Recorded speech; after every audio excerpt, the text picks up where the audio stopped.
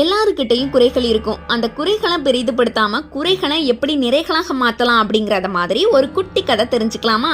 கொஞ்சம் வருஷங்களுக்கு முன்னால அமெரிக்க ஐக்கிய நாட்டின் டெக்சாஸ் மாநில நீதிமன்றத்தில் நடந்த ஒரு வழக்கு விசாரணைக்கு வந்துச்சு. அதாவது கைகளும் கால்களும் இல்லாத நிலையில் வாழக்கூடிய தாய் தன்னுடைய குழந்தைகளை காப்பாற்ற முடியாது அப்படின்னு அம்மாநில அரசு தீர்மானம் செய்தது.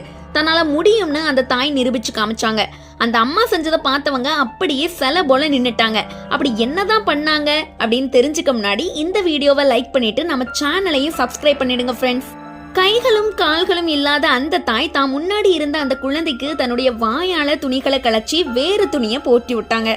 குழந்தைக்கு தேவையான உணவை ஊட்டி விட்டாங்க.